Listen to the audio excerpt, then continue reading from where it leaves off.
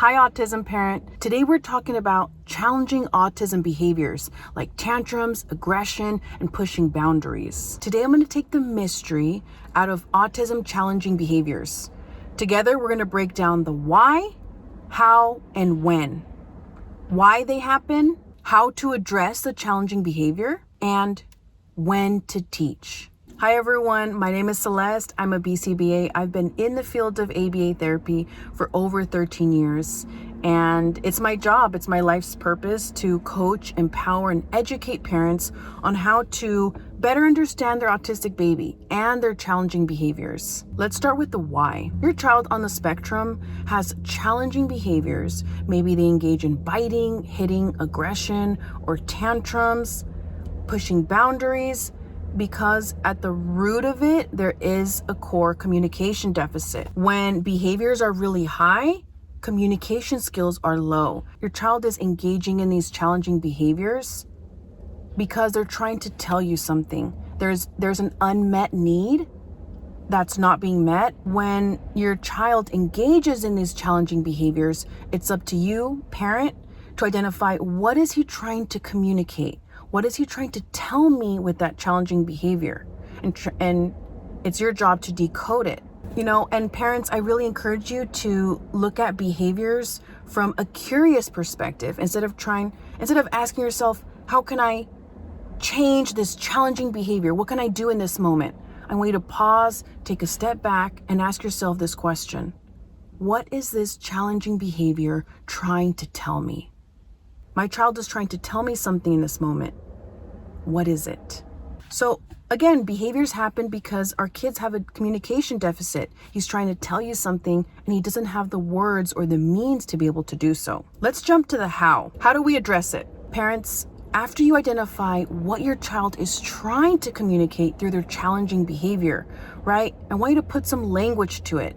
So let's say your child starts having a tantrum every time you say no. Like, no, we can't have crackers. You can't have fruit snacks, or no, you can't have that toy from the store. And that is the trigger. Parents, I encourage you to model and begin to feed your child what they're trying to say using an appropriate phrase, gesture, picture exchange, or sign.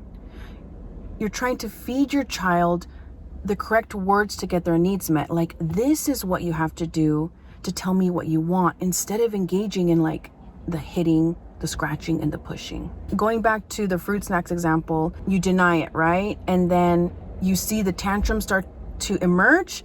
Then you might jump in and you might say, say fruit snacks, please. And he says, fruit snacks, please. And then you say, you know what? Okay, I'll give them to you. Thank you for telling me. What's happening here, parents, is you're giving some language to the challenging behavior. This is actually a prevention strategy.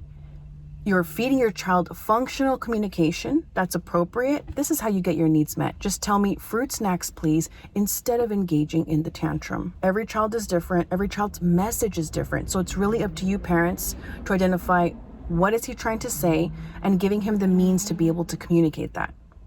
If your child is speaking, it might be a short phrase or gesture. If your child is not speaking, it might be a gesture, it might be a picture exchange, or maybe a sign, via sign language. Last, let's talk about when.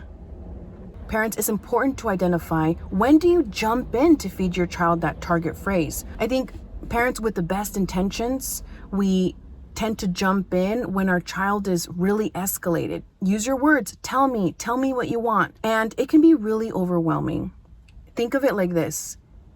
You're trying to teach your child to swim while they're drowning.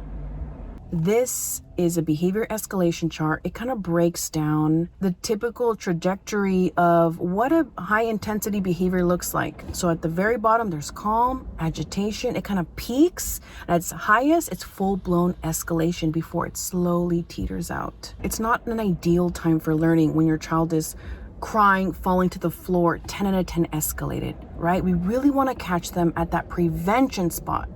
So to answer the question of when, here, say this phrase to get your needs met. It's going to be when your child is at his or her kind of agitated, kind of irritated down here, not full-blown escalated. And that just takes a trained eye. You as a parent, you know your child really good. So you're going to be able to identify his or her behaviors from a new perspective. Oh, okay, I'm going to jump in at this early stage. I can see he's getting kind of agitated.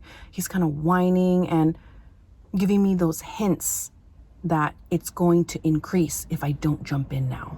If you like this video, click on this one here.